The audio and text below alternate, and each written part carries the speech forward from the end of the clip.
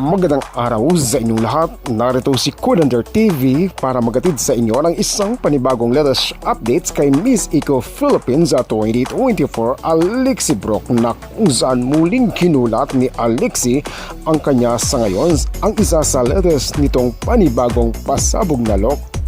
Handang-handa na rin umano ang kanyang magiging final unofficial na look. Narito sa ngayon ang isa sa panibagong pagbabago o binago ang kanyang magiging look ni Alexi Brock sa kanyang magiging laban sa final ng Miss Eco International. Narito na ang isa sa panibagong look ni Alexi Brock. Panoorin po natin. Ako si Kudander TV.